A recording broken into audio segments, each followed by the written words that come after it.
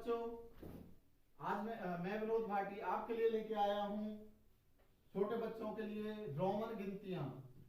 क्योंकि जिस तरह से हम गिनतियां सीखते हैं उसी तरह से रोमन में भी गिनती हैं, और इन गिनतियों से रिलेटेड आपके एग्जाम में कुछ क्वेश्चन आते हैं। तो मैं आपको बताने जा रहा हूं कि हमारे पास जैसे गिनती है 1 2 3 4 5 6 7 8 9 और 10 तक गिनती है और आगे भी चलती है। इनको किन अंकों के द्वारा रोमन पद्धति में किन अंकों के द्वारा रिप्रेजेंट किया जाता है बताया जाता है। तो पहला बता रहा हूं कि सबसे पहले जो एक है उस एक को केवल एक डंडा लगा दीजिए। पहले मेन चीज समझ लिए कि सबसे पहला क्या है और सबसे बाद का क्या है। तो सबसे पहले पहला पता होना चाहिए, फिर दूसरा 5 का है, 5 अलग होता है, 5 को हम ये लिखते हैं। उसके बाद हमारे पास होता है 10, 10 को हम ये लिखते हैं। अब बाकी सारा काम होता है आपका इसका, इसका और इसका। सबसे ज्यादा काम होता है एक का। अगर हम किसी भी इस नए अक्षर के सामने कोई अंक लगा देते हैं तो वो बढ़ जाता है, अगर इसके पीछे लगा देते हैं तो वो घट जाता है। तो 2 है तो आपके पास 2 डंडे लग जाएंगे, 3 है तो हमारे पास 3 लग जाएंगे। हम किसी उसको 3 से ज्यादा नहीं लिख सकते एक वाले अंक को, इसलिए हमें 4 का अगर बनाना है तो सबसे पहले 5 का सीखना होगा हमें। तो 5 बनाएंगे सबसे पहले। अब हमें 1 कम करना है तो इसके पीछे 1 लगा दो, तो ये हमारे पास 4 बन जाएगा। उसके बाद में 6 आ गया, हमारे पास 5 है, 5 से आगे 1 लिख देंगे तो 6 हो गया, 5 से आगे 2 लिखेंगे तो 7 हो गया, 5 से आगे 3 लिख दिया तो अभी मैंने बताया था कि एक वाले अंक को हमें 3 बार से ज्यादा बार नहीं लिखना।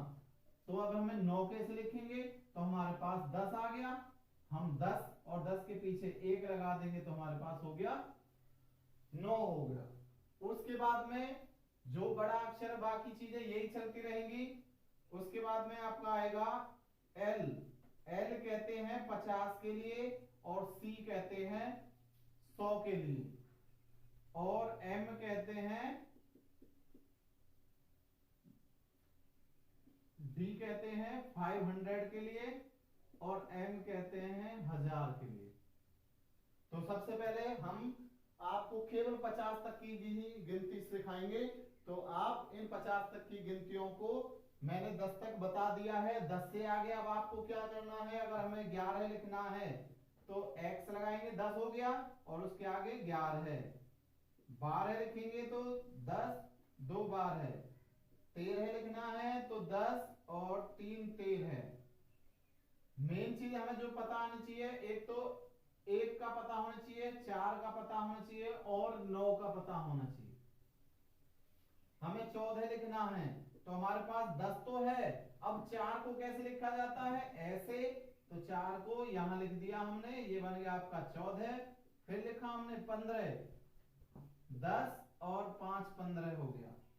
16 को लिखेंगे तो 10 5 और 1 6, क्योंकि सारी चीजें यहां से उठती चली जाएंगी।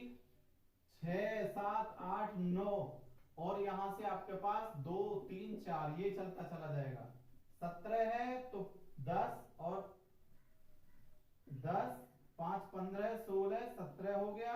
18 के लिए 10 5 15 16 17 18 हो गया। अब हमें 19 लिखना है तो 19 के लिए 10 तो हमारे पास है, 9 और चाहिए, और 9 लिखते हैं हम इस प्रकार।